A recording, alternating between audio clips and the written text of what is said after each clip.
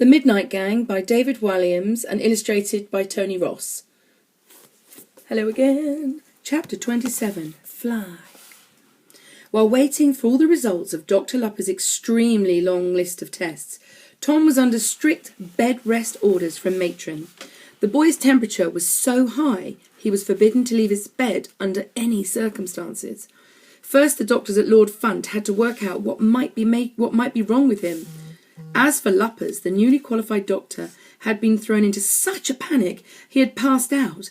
In less than a week at the hospital, he had gone from doctor to patient. And there's a picture of the doctors puzzling over what's wrong with Tom.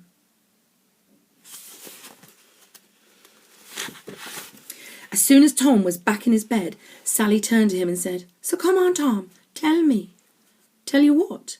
What you got up to last night?" Tom hesitated. "I'm afraid I can't tell you," he said. "But you promised." I know. Look, I am sorry, Sally, but the others told me it has to be a secret." "What has to be a secret?" "The secret thing." "What is the secret thing?" "Well, it wouldn't be a secret if I told you." "All right then," replied the girl. It was clear she wasn't giving up. "What were you doing? What were you all doing down in the freezer room last night?"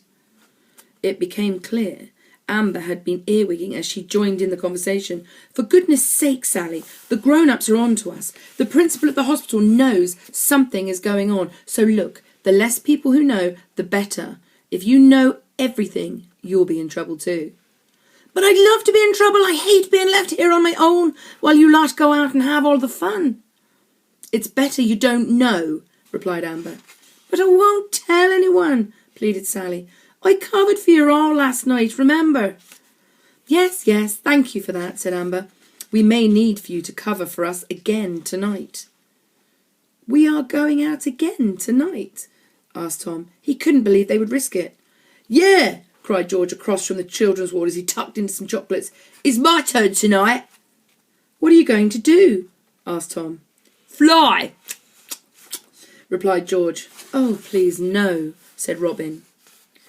"What do you mean, 'oh, please no'?" demanded George. Matron must have heard the raised voices because she dashed out of her office. And by the way, there's a picture of George chomping on chocolates, dreaming of when he's going to fly tonight.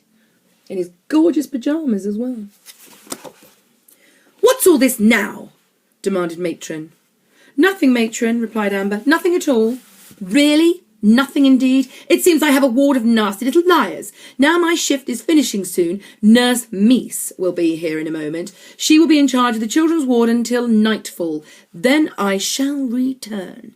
If Nurse Meese has to report bad behaviour from any of you, I will have all of you thrown out of here and moved to separate hospitals. Do you understand me?" "Yes, Matron," the children all said together. "Good," purred Matron. "Sally, you will be going down for your treatment soon." "Do I have to?" asked the girl. "Stupid child!" snapped Matron. "Yes, of course you do. What do you think you are here for? To have fun?" "No, Matron," replied the girl. At that moment, the tall doors at the end of the ward swung open with force. Nurse Meese entered and said, "Good morning, Matron. Morning, kiddies." "Good morning, Nurse Meese," said the children in unison. "Morning, Meese," said Matron. "How is that temperature of yours, Thomas?" asked the nurse. By her tone, it sounded as if she suspected the boy was faking it. She was much more experienced than the new boy Luppers, and so much harder to fool. "Still incredibly high, nurse," replied Tom. "That boy is not to leave his bed," said Matron, "under any circumstances." "Yes, Matron, you can trust me. I will make sure of that," said Matron as she eyed the boy suspiciously. End of chapter 27. Bye-bye.